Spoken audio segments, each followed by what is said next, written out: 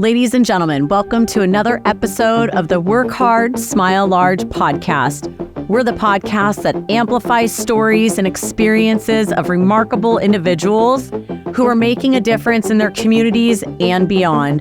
Rizwana Afzali is not just a name. She's a force to be reckoned with. If you try to degrade me, if you try to do anything, I don't care if we have 10 kids, I am out because I saw that growing up and I'm not doing that with you or anyone else. A passionate advocate. It's better to be single than being next to someone who makes you feel the worst about yourself. An inspiring leader. So a lot of people, they'll read, they'll learn, but they won't take action. So the most important thing is to take action. The work-life balance, you have to balance that out. And a beacon of empowerment for countless individuals. Today, we'll delve into Rizwana's journey, exploring the challenges she's overcome. Responsibilities were given to me really fast. I was washing dishes at 8 years old. The victories she's achieved and the impact she continues to make in her community. You know, whoever the abuser was, I know that you were devalued, but you're not. You have value, you have worth.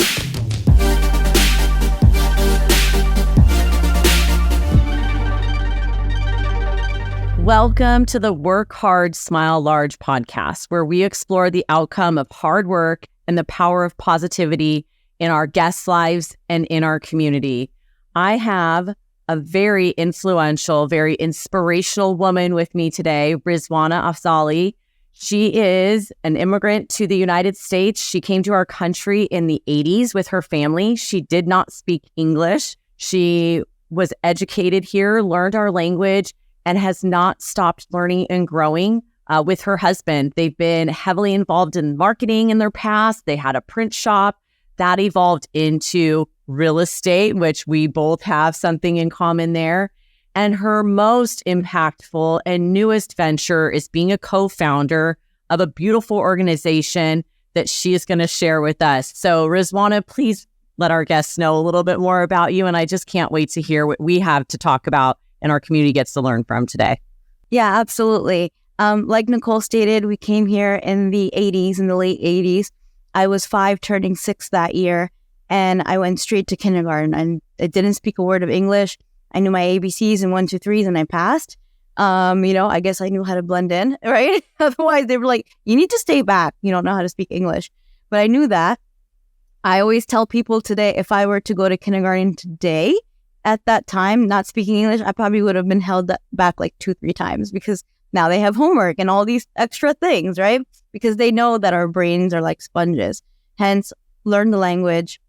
A lot of people are like, are you American? I'm like, by naturalization, yes, but not naturally. So I learned the language. English. How many languages do you speak? I speak 3. That's what I thought. So English is my 3rd. We speak Farsi, Dari, which is from Afghanistan. That's where my family's originally from. And then we also speak Urdu, Hindi, which is like India and Pakistan, because my family migrated to Pakistan before we came here. So we would learn that language over there. So, coming here, only knew those 2 languages. No one really spoke that language. But you had the experience of being fully immersed in a culture, right? Right. And that's really important. And anything we want to do in our goals in life, you have to immerse yourself in it, just like learning a language and a culture. Absolutely. And I remember like coming to this country, just coming off that plane, I'm like, okay, there's a lot of opportunity here. Like what 5-year-old thinks that, right? But being a refugee coming into this country, you're like, okay, I'm going to take those opportunities. So going to school, learning the language, and then we would come home. So we would speak our native language so we don't forget. And then my parents would speak English, and then we would kind of like correct each other. And then my mom saw an infomercial for Hooked on Phonics, and she got that for us. It was like those, cassettes. Very popular in the 80s and early 90s. Yeah. So she got those tapes, and that kind of helped us a little bit. So, we always try to help each other out. We watched a lot of Sesame Street. We watched a lot of TV to learn how to do conversations and things like that. So that's how we sort of learned English, and of course, interacting with the kids in school and things like that. But, the funny thing was I didn't understand the teachers. So I don't know how I passed 1st and 2nd grade because I didn't really know the language. And I remember, I think it was like 2nd grade, we were learning how to add and subtract. And I was just guessing. I was totally guessing because I was like, I don't know how to add and subtract. But I figured it out. I figured it out eventually. And then I think it was in second grade, at the end of second grade, my teacher like, I'm so proud of you. You got honor roll. I'm like, what's honor roll? And then so she explained what honor roll was. I was like, oh, I was like, okay. I was like, if I understand it, I know I'm smart. I can, if I understand it. But the thing was, back in the day when I was in second grade, I saw my mom and dad working like, 2 jobs each, and they would like switch the shifts, right? One would work first shift, the other one would work second shift, and then the other one would work third shift. It was like crazy. And I'm like, okay, I need to do something. So then I started drawing in class, and all the kids were like, can you draw for me? Can you draw for me? I'm like, bring me $1. I'll draw what you want and I'll have it ready for you tomorrow. You were an entrepreneur in second grade. Right. And then I didn't tell any of my cousins and stuff because I was like, maybe they'll make fun of me. Then they'll tell me like, oh, you're not a good drawer or something. I don't know. I didn't tell my cousins or anything. But I just drew and I was collecting those dollars. I think minimum wage was like $5 at that point, and I'm making $1, from a couple of students and things like that. So I was like, okay. And then like, I just gave it to my parents. I was like, here, this is what I made today. Were you, in your childhood, were you living in Pennsylvania? Yeah. So okay. when we came here, we were in New York for a little bit. We're maybe like 5 or 6 months. And then my mom and dad were in Pennsylvania. They were getting everything settled in. We were actually with family in New York. And then we've been here in Pennsylvania ever since then. I've not moved from PA since then. And you're making a big impact in Pennsylvania right now. That's what we're trying to do. Yeah. Helping a lot of women. And I can't wait for our audience to hear what you've done during such a difficult time in our country. You launched a beautiful nonprofit organization as a co-founder, and it's been growing ever since. And not just growing in terms of what you've done and your impact you've had with women, but growing in the need for more. So you have a big goal in front of you. And so let's talk to our audience a little bit about what inspired you during the pandemic to found a nonprofit organization helping domestic women who are victims of domestic violence. Like, that is a huge, humble action to take in such a time when we were very confined and constricted from what we could do. Right. And so how this all really started was actually probably, I would say 10 years ago. I was on Facebook and stuff, of course, marketing real estate as we do. And, I was putting it all out there. Then someone messaged me and said, hey, I see you're a realtor. Can you help me find a house? Okay, sure. Helped her find a house. We became really, really good friends. She told me about her history of domestic violence and how she got through it. And one of her goals was, to do something for that. And then I was talking to my mom about it, before the pandemic happened. And I said, there is a couple of women in our family that endured domestic violence, maybe let's put something together. So my mom, myself, and the CEO of My Sister's Haven got together and formed the 501c3. At the time, the pandemic didn't hit. We actually got our 501c3 February of 2020. And then so literally the next month was pandemic. We had all these events scheduled, all these fundraisers and things like that. And we had to cancel everything because, as you know, everything was shut down basically for everyone. So then we were just doing like social media. We were doing things here and there. And so it was like kind of slow for us, in like the first 3 years, right? So right now, which your marketing background from drawing in second grade to becoming a marketing guru and being able to apply that to your real estate career is now helping you grow My Sister's Haven through the pandemic digitally. Right. And I believe we have almost 5,000 followers on IG. So what we're doing right now, we're getting into the 4th year of My Sister's Haven. So this is the year where we're trying to get that shelter because there was 12,000 women who called the Philadelphia helpline, and we only have about 200 beds. So that's a huge, difference, right? So 12,000, only 200 beds. And so, some of these shelters, Let's talk about this statistic because a lot of our audience is listening. You have 5,000 followers on your social media channel, and somehow that is getting enough reach and with your marketing to be able to have and inspire 12,000 women in need to contact you. That's phenomenal. Like how impactful your marketing is and how impactful it is what community does when people share information. So, I mean, there's definitely a need, but what you guys, your impact already and reach has been so phenomenal. Yeah, and we've had people reach out to us, and we do have other resources because we don't have the shelter up and running yet. Where we, say, are you willing to go out of state? Are you willing to go here? Are you willing to go there? Right? Because we want to make sure that they do get out of that situation, those that reach out to us. And we do have the hotline number on our website as well for Philadelphia. So, we want to make sure that just because we can't do something directly right now doesn't mean we can't help them, right? Because we want to make sure that, they're taken care of, because it's a hard situation. A lot of people think that when it comes to domestic violence, it's physical. It's not just physical. It's mental, it's financial, it's sexual. There's so many parts to it, right?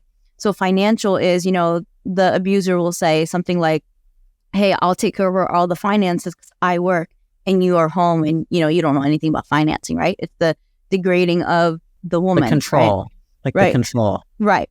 And so with that being said, they don't have access to the finances. They can't get out, right? So it's like a trap for them. I'm just going to talk about experiences that I've heard. I have a friend who was a past client through real estate transactions, who was a victim of domestic violence and who did leave, suddenly and secretly, and is safe and has started a whole new life. And so I've seen and heard that experience.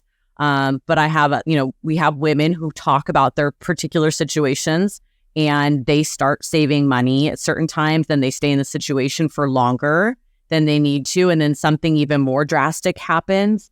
But I do know that the financing and that security of being able to get somewhere and be protected does sometimes take money, and they do start plotting that ahead of time. But unfortunately, they have to stay too long to have that happen. So they have to leave in the middle of the night at times. And it's been really enlightening to me to hear somebody that was, upper middle class that had to flee their home with their children in secrecy.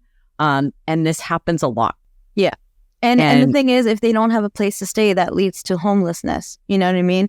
The mom will be in the car, living with their kids. And if someone sees that, they report her, then the kids are taken away. So that's why a lot of them don't leave, because the risk for them is so high if they don't have a place to go. And we have such a need, for a solution for homelessness. And when I even think about homelessness, I don't even think about people fleeing their homes for safety and, not having a shelter at the time.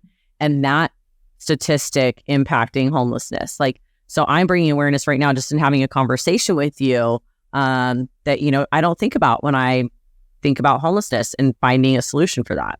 Yeah. And a lot of them rather be homeless than be in that situation, Absolutely. So that's kind of scary because, we're, as women are very, in those type of situations, very vulnerable, right? Because they could be attacked or anything can happen with them.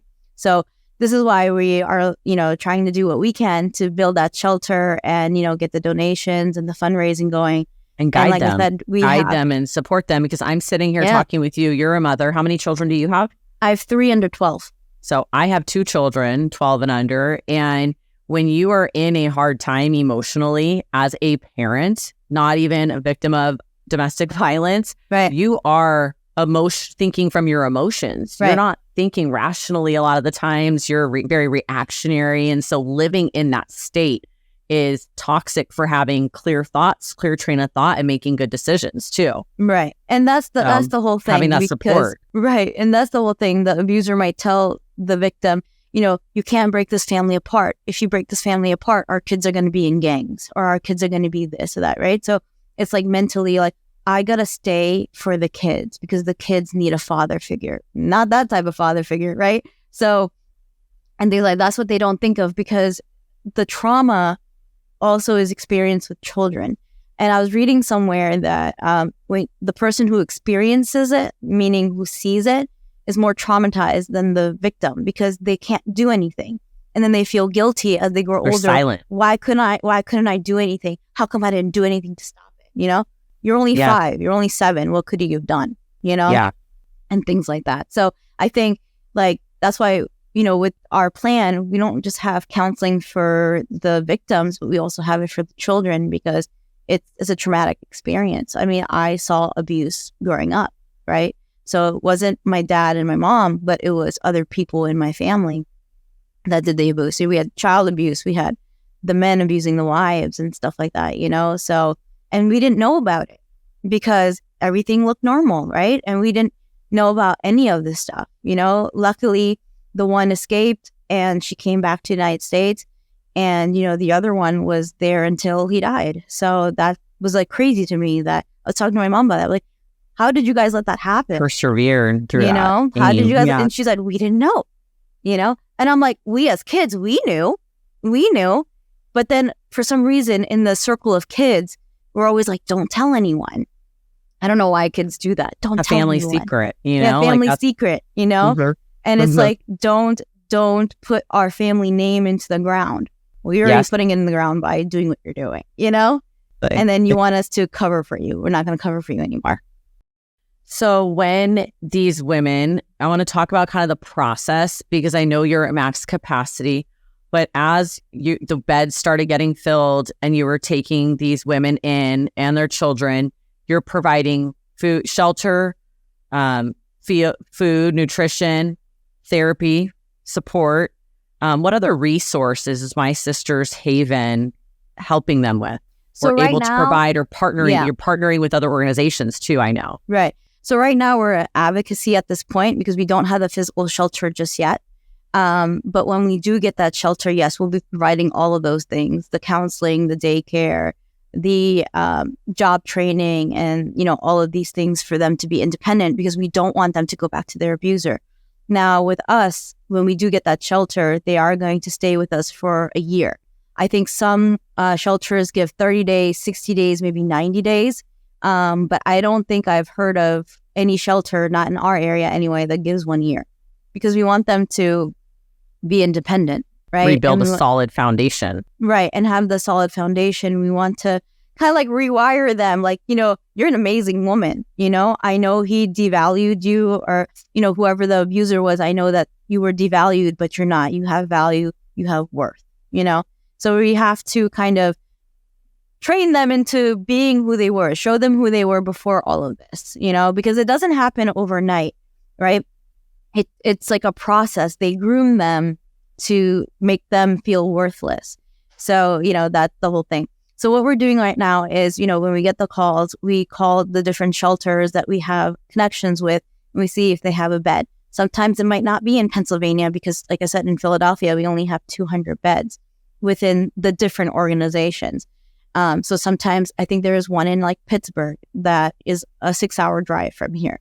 There's like other locations that we'll link up with because really the ultimate goal for all of the nonprofits who have, under the domestic violence umbrella, we just all want to help each other. It has nothing to do with, I'm going to get the credit as My Sister's Haven for doing all this stuff. There's 12,000 women, right? That's a lot of women to serve. I mean, if we get a shelter, if our shelter, say, can only fit, say, 10 families at a time because we're just starting out, that's still, again, 12,000 women. So, we want to see what we can do. Like, are they willing to go out of state? If we get them, like transportation, are they willing to go? So that's really what we're doing right now. We're at Advocacy right now, and we're connected with other shelters that are taking them in if they have room. But that's why we're doing all these fundraisers and all these events this year to have. I know you have. This is the year that you're kicking off your events again, and you have numerous events planned, and one big push in October for fundraising. Right. And these funds are going to go towards the shelter and the goal of the shelter. But you have a goal that's even bigger than that. Yeah. With land and development and training, and I really want you to get into that because we've both been in real estate I've been in real estate for a couple decades. You've been in real estate for quite some time, and we help people find homes all the time. But building a community in this fashion is so unique. And I think that us helping people find homes and guiding them towards their homes is so powerful. So helping them build their homes is going to be even more powerful. So Rizwana, can you just delve into that a little bit? Because that was when my eyes lit up. And I was like, we can do this in different locations throughout the nation. Right. If you build the model in Pennsylvania and in Philadelphia with land and these women helping build their own homes, and those communities are coming up from the ground up, that can be duplicated in so many different states. Right. And so the way that we're doing it is we actually partnered up with a construction company who we're really blessed because they're not charging us labor. They're only charging us materials. So that's a huge thing right there. So what we're going to do is either take homes and rehab them, and then, probably put a $10,000 price on top of just what we spent to the women, and they have, X amount of years to pay us off, right? And it'll be a co-ownership between My Sister's Haven and them. If they decide, hey, I'm good, I'm going to move out of the community, I'm going to find something else, they just give it back and we give it to the next person. But it would be amazing for us to buy, 20 acres of land, gate it all up, build all these homes, right? Again, 12,000 women, and then cycle them through. And if they want to live in that community, they can, and then just repeat the cycle of housing. We don't want them to be on pass Section 8. It on. It's almost like paying it forward. Right. And we don't want them to be on Section 8, right? So we want to give them that independence, and we want to give them that freedom that, hey, this is my house and I'm going to own it in this X amount of years. You know what I mean? And so we did it that way. And then that 10,000 that we're going to put on top of that is going to go right back to My Sister's Haven through the year. So it's not like we're making a penny. None of us get paid. The CEO well, then it goes towards securing more land, more locations, more shelters, and hopefully helping other shelters and women in need too. Yeah, right. I totally get it. You guys are not in this for profit at all. Yeah, not at all. And the need is so big that you can continue to grow with any penny that comes in. So right. And that's really what it is. We have to cycle it back into the nonprofit, because there's also security and the counselors, and there's so much more to it. And having the CEO who was in a domestic violence relationship for a really, really long time, and I think there's 2 other women in the board that also went through domestic violence as well. Just hearing their thoughts, I wish I had this when I was trying to get help. I wish I had this. So all these ideas that we have for My Sister's Haven are from the survivors that are on the board of My Sister's Haven. Like I said, luckily I wasn't directly affected with domestic violence, but I saw it in my family. You were aware of it. And the thing is, you don't see the signs because they seem perfectly normal, unless you see a bruise or whatever. But if they're wearing long sleeves all the time or whatever, or if they put makeup on to cover those bruises, you won't know until they say anything, right? Because one of the things an abuser does with them is they groom them to act like everything is fine, everything is normal. Yeah. To protect themselves. Right. So people can go to My Sister's Haven, correct? Yeah, mysistershaven.org. And if you would like, you can donate monthly, you can donate one time. It's a, tax write-off. We're 501c3. And that's our website right over here. And you can look through, you can join our social medias. We're on social media as either My Sister's Haven or My Sister's Haven Corp.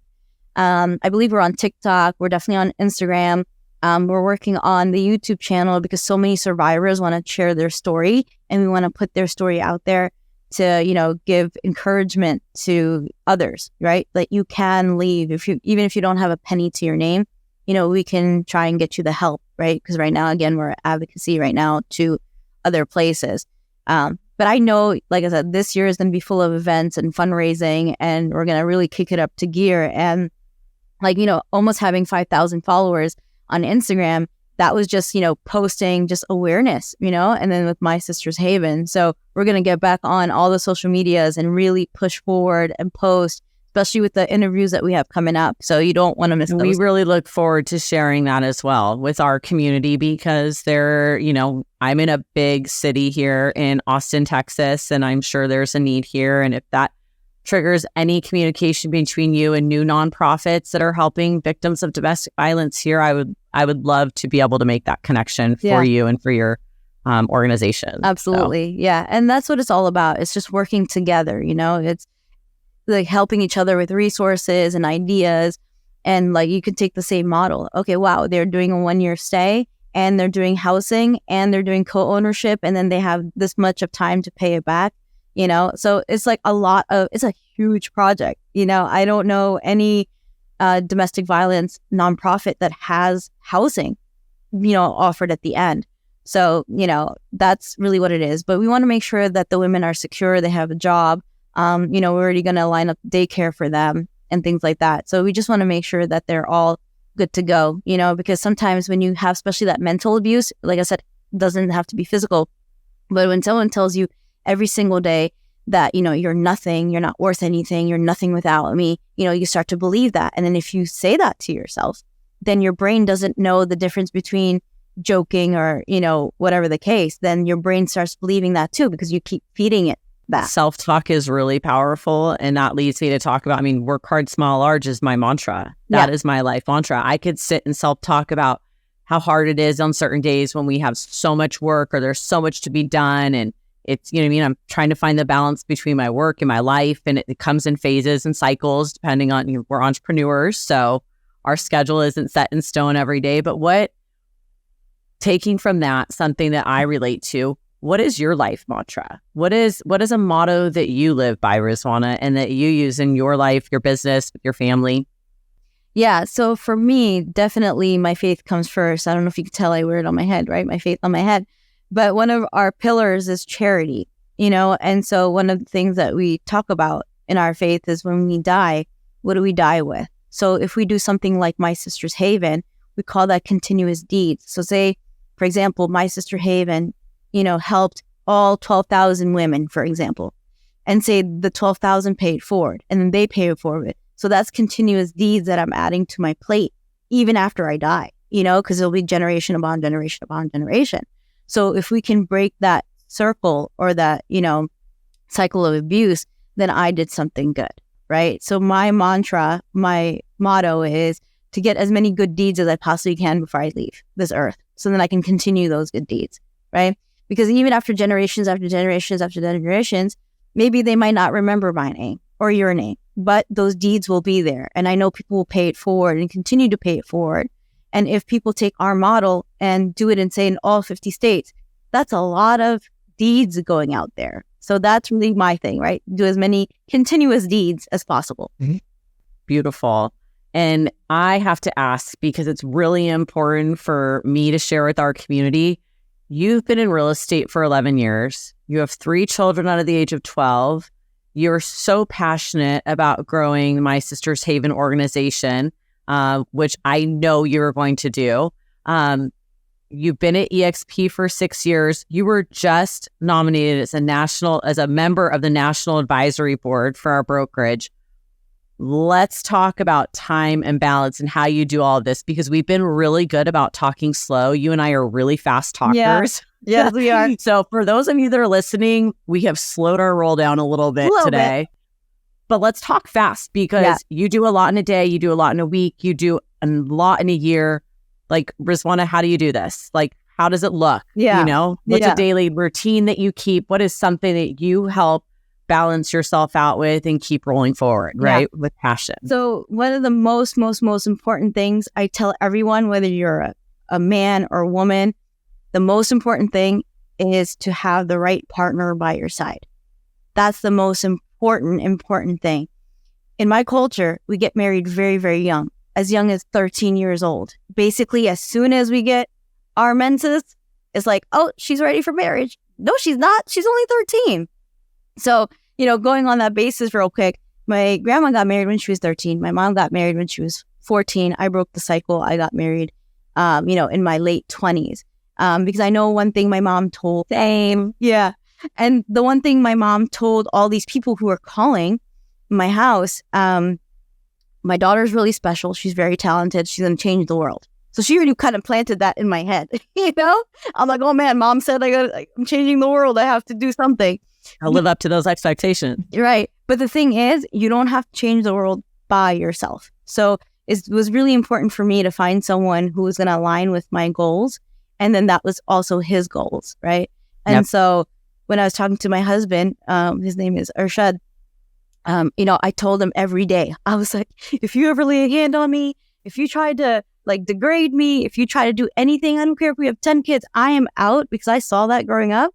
And I'm not doing that with you or anyone else. I'm like, I am independent. I'm like, I was selling drawings at, second grade. I know how to make money. You're like, I don't want a partner in life, right? Right. I just want someone to move with me and not against me. That's what I need, right? And that's what we all need. So be very, very, very, very picky when you're picking that life partner, because they will either make you or break you. So a lot of people Great. are like, how do you do all this stuff? How do you do everything? And I don't. I have my husband, right? We homeschool our kids. They just got accepted to a robotics program, right? So we're doing that too. So it's like a 50-50 split. And especially in my culture, we're from South Asia. There's 8 countries in South Asia, right? India, Pakistan, Afghanistan, Sri Lanka, right? And then I'm missing 4 more. I can't think of the top of my head. Okay. But I'm not quizzing you. Yeah. But maybe we'll put a pop-up of those 8 countries. But in our culture, it's like the man works, the women stay home and they take care of the kids. You know what? This exact conversation came up this morning after my children were off to school. My husband and I were sitting in the kitchen talking because he's had a lot of meetings and a lot going on with his organization. He founded a beautiful insurance tech company. Mm-hmm. And we were talking about how his other executives' wives don't work. Right.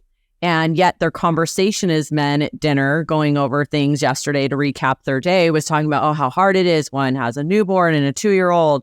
One has a 3-year-old and a 1-year-old. And Matt's like, you guys need to stop. Yeah. Because I have 2 kids that, yes, they can dress themselves. Yes, they can make themselves food and stuff, but their voices are louder.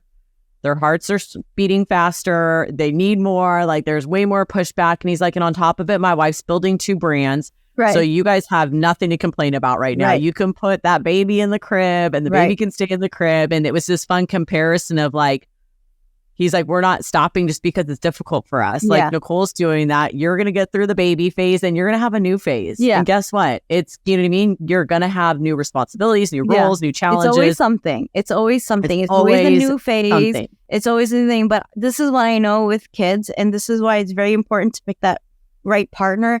Do not be so quick. It's better to be single than, being next to someone who makes you feel the worst about yourself, right? Yeah, so be very picky about who you choose. My husband's my best friend. Because when I need reprieve and I need a laugh and I need to have fun, I want to be sitting next to him doing that. Right. I'm not trying to escape that because we have the most fun together. Right. We're each other's cheerleaders. We're each other's support. Absolutely. And we can share those wins and those losses and those giggles and all that kind of stuff together. And it is unique today. Right. And that's the thing. I don't think a lot of people have that. Right. And you have to work on it. That is work too. Yeah. You have to put effort in. It's not perfect. So, no. It's not perfect. No. And so, when people, like I said, ask me all the time, how do you do all this stuff? Right. And again, I don't, because he does a lot of stuff. Right. So going back to the South Asian culture, we broke that. Right. Him and I. And he's, when our babies were babies, he's helping me change diapers. Then he does the laundry, he does all these things. And then it's like, you change the diapers? Yeah, why wouldn't I? Oh, you do the laundry? Yeah, why wouldn't I? But you work a full-time job. Okay, and like, she stays home, right? Like at the time, like, she stays home, right? So she should be doing all that. And then he's like, don't tell me how to run our household, not my household, but our household, right? So when he told me, he's like, I'll do the laundry. I was like, yeah, take it. That's non-negotiable at this point. I love it. It's so cute. My husband's like, okay, you go do that. Like when I have to work on the weekends or come to the office or do anything. And he's like, I got this. Right. We're going to do the laundry. Cows will be clean. I'll vacuum. Right. He knows what I do on the daily. And he shows me his respect and his appreciation for that by returning the favor for me on the times that I'm not at home. Right. And that's a partnership. So, when people are like, how do you do it all your own? I don't. I have the best partner who's the best for me, right? And you have, Nicole, the best partner who's best for you. And we don't sit still. Yeah. It is very rare that our tanks run empty and we sit still. Right. It's like, and it's almost uncomfortable. Yeah. So there is this fire inside of us. Yeah. Right? Yeah. And that's why we do all these things, because we're like, okay, we know we can, but we know we have a partner, that we can lean to if we need to like kind of slow down, right? And things like that. But we can handle these things because we're used to this like fast pace, right? Like the marketing is fast paced, right? And then that's how I got into the real estate, was I was printing postcards, business cards, doing video and photos for listings. And I told my husband, I said, I can do this. I'm doing everything anyway. So what do you think? He's like, yeah, go for it. So there's never like a time where he was like, don't, he's like, try it out, and see what happens. But, if you have the wrong partner, that partner will say, no, you're not good enough for that. You're not going to succeed in that. So, like I said, it's really important because you're like raising kids. I read somewhere it's like a 2.5 time job. It's 2 full jobs and a half. So if you're having the one person do all that, they're going to burn out. They're already burned out, So that's how we juggle like all the schedules. Like right now, hubby's with the kids. He's homeschooling right now, while I'm doing the podcast. And, so we kind of switch things. If he has to go show a house, then I'll do the homeschooling. So one of us is always home with the kids. I didn't have this growing up. My parents always working all the time. I remember. And we do that too, because like my mom took all of us to school all the time, and my mom did everything, and she is phenomenal. My parents are still married, and and she's done all of that. But Matt making time to take my kids to school on the days they miss the bus or they just want to wake up a little bit later, and him having that one-on-one time with them has been so priceless for him to start his day with, right? Because there are cherished moments in that chaotic, hectic, get out of the house and go, or start your day, or get him on the bus. But he takes time to find the calm in that and build his relationship during those times too. So, and that's the whole thing, 20 minutes. And that's the whole thing. Like my husband takes the kids, to like a trampoline park. It's an indoor thing. He takes them about like 3-4 days a week, and that's his time with them. And I am literally, home. And because he was like, when was the last time you read a book? Don't you love reading books? And I was like, I do. He's like, I've never seen you read books anymore. He's like, you have a whole shelf full of books. He's like, when was the last time you touched it? I was like, I don't know. So then he's like, okay, I'm going to take them 3-4 days a week to this trampoline park so they can run and, use their energy. You stay home, relax, read a book. So, try not to get interrupted. Try not to get interrupted by your real estate. You're bored. That's what he says. He was like, so here's my hack. Real estate. He's like, don't do any real estate. Don't do any cleaning. Don't do anything. He's like, just read a book or do something that's hard in the middle of the day. It really is. You know what really is. My hack has been, because I wanted to start reading and I would always leave my book at home and stuff. So I started putting books on my phone that I read on my phone. So when I was on the airplane or waiting somewhere at a doctor's office, like I always was able to flip through a book. And then it became like it fed my soul, like that calmness and always having something, not scrolling on social media or doing my business in those calm moments. Now I do it in the morning. I find that if I wake up, and it's usually my quietest time of my day, and I don't pressure myself to read a lot. Some days I read 2 pages and I'm not into it. Sometimes I read 25, 30 pages in the morning. I have literally read like 15 books in 2023 because I built it into those little moments. And it was so helpful for me. So maybe that'll help you delve into some books. Well, that's what I've been doing too. I'm like, the quietest time for me is when I wake up before the kids. We always have this. Exactly. We always have this. And my husband's like, and you can always have a book in here. And my husband's like, why don't you go get a Kindle? I think that would be easier and stuff. I'm like, no. One more thing to carry around. I was like, I have the phone. It's fine. I was like, it's totally fine. And then he's like, well, why don't you just get rid of all the books and put everything on your phone? I was like, I'm really thinking about it because we have the Kindle app on our phone anyway. So, or somebody recommends a book. It became a habit. If somebody recommends a book or I see somebody saying something was great, I go in and I save it on my wish list. So once I'm done with a book, I can go like scroll through my wish list and see, because people make book recommendations all the time. All the time. There's a fun little tip for 2024 for everybody's vision map or dream board or business goals or personal goals. You can start adding reading into it. And then taking action, right? Because a lot of people, they'll read, they'll learn, but they won't take action. So the most important thing is to take action. So, the work-life balance, you have to balance that out, because what I learned just growing up and things like that, I mean, I still have a great relationship with my parents, but I wish they were there more of the time, but it was not their fault because they didn't have an education here. I remember being, I think, 8 or 9 years old, and I remember my mom saying, okay, it's your job to make sure that the other siblings are sleeping. Your dad and I are going to do paper route. And I'm like, there's no cell phones. There was no phones at that time, right? And I never thought. Yellow pages. There was like yellow pages. Right. And I never thought, like, what if something bad happens? Then, like, how are they going to call me and stuff, Like, they're paper routing 2-3 o'clock in the morning. And at that time. You just handled it. Yeah. At that time, we were 8, 6, and 4, So I had to, like, grow up really fast. So I think responsibilities were given to me really fast. I was washing dishes at 8 years old. You know what I mean? not that they forced me to, but I'm like, oh my gosh, my mom and dad work like two jobs each, and I'm just going to make their life easier. I'm going to wash dishes, you know? And then that just became a habit. I was washing dishes at 8, you know? Like I tell my kids, right? One of my kids is 9 right now. And I'm like, Girl, I used to wash dishes when I was 8 years old. Y'all need to start washing dishes. Girl, my kids do dishes. I said, if I work and I do all of this and I'm going to sit and help you with your homework and you want me to French braid your hair tonight, then guess what? I'm going to sit after I eat dinner, after I cook dinner with you, and you're going to do the dishes. Right. So one of them always sets the table because we sit down at the table and eat dinner together. And one of them always does the dishes. Right. Unless they have too much homework, they'll start it and then I'll finish it later. And that gives me time with my husband. It gives me time with my other daughter to sit and talk about our day even more than we did at the dinner table. But very, very important. Right. And then, like, you know, with this like day of technology, you know, talking about like work-life balance, my husband and I, we play video games with our kids, you know, like Roblox. We play Roblox with our kids. I'm not letting you be on Roblox by yourself. There's crazy people out there, you know? So, you know, we play Roblox. I do not. And they love that game. Oh my God. So there's like thousands of games on Roblox, right? And so it's funny because I use my same handle that I have in real estate as my username. And so my son, who's 12, he was telling his friends, oh yeah, by the way, that's my mom. Like, that's your mom? I wouldn't have like never guessed. And then they were being like super polite. I'm like, you guys don't have to be super polite. It's okay. I was like, just don't curse and stuff, or like don't be weird in the chat, right?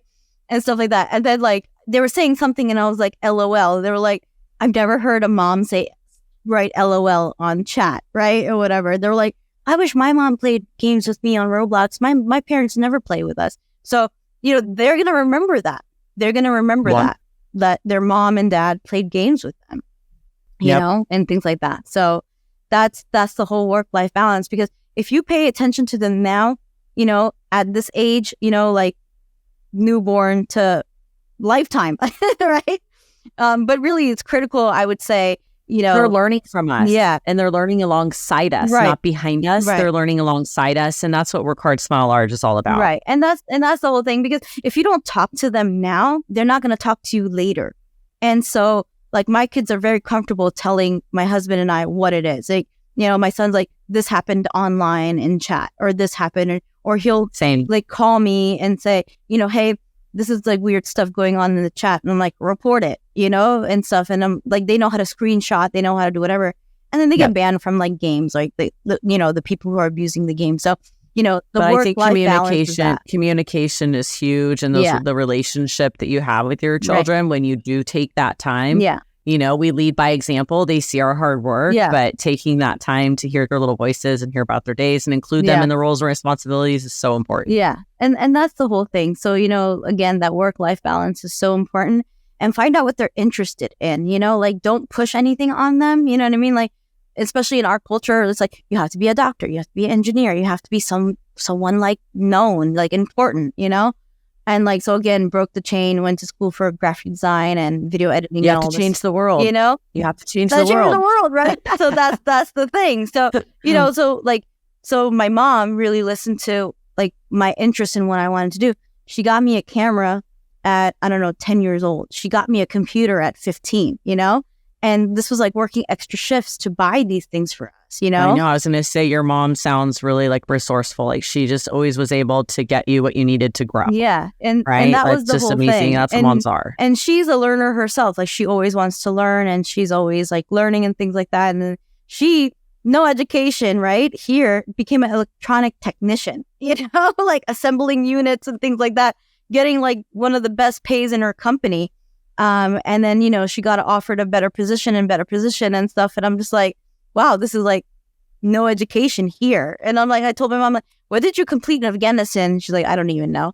She's like, I just put high school diploma. I was like, did you get high school diploma? She's like, that was a long time ago. Yeah. And she's like, no. She's like, I don't even know when I was pulled from school, you know? So I think that's where her passion of learning comes from. So, hey, the sky's the limit for anybody. And I think that's what our listeners are going to take away today. I mean, you have changed your languages, you know what I mean? Yeah. You've grown, you've immersed yourselves in cultures, you've learned multiple industries, you've started a nonprofit organization, you're homeschooling your children, Rizwana, and you've got a best friend as your partner in life. Right. So, you know, what a shining example. And we can't wait to see what you do this year with My Sister's Haven. Our guests can follow you, My Sister's Haven, on Instagram and YouTube and LinkedIn. And I know all the channels will have them here for them. But they can also follow your channels too. Rizwana is a realtor in Philadelphia, Pennsylvania, and she's with EXP, and she's part of our leadership at EXP, and she's always mentoring our professional realtors within our organization as well. So sky's the limit. I can't wait to keep in touch with you throughout this year and be a part of your events and share them as much as we can with our Work Hard, Smile Large community. And I just want to thank you so much for coming on and sharing about your life and your family and your passion. Thank you so much for having me. It's truly an honor to be here and just share my story and, just how we got to the nonprofit for domestic violence and things. And I know, anyone who's listening right now, if you know anyone going through the situation, it doesn't have to be in Pennsylvania. It could be anywhere. Find the resources, find help for them, or go to mysistershaven.com and call their hotline and they will help you find the resource. We'll help you find something in your area. But, make sure you get that help because you don't want it to be a situation where it's too late. There's just too many who are killed in these situations because they probably thought they had no one to turn to. So, if you Google, what to look for signs, there's so many articles out there. So I highly recommend that, you just keep your eyes open. That's all. Absolutely. Well, thank you so much for joining us. As always on the Work Hard, Smile Large podcast, work hard, smile large. All right. Thank you so much, Rizwana. You're welcome. And that wraps up another incredible episode of the Work Hard, Smile Large podcast. I hope you enjoyed our journey today as much as I did. A big thank you to our amazing guest for sharing her story and insights. If you found inspiration in today's episode, don't keep it to yourself. Share it with friends, family, or anyone who could use a boost.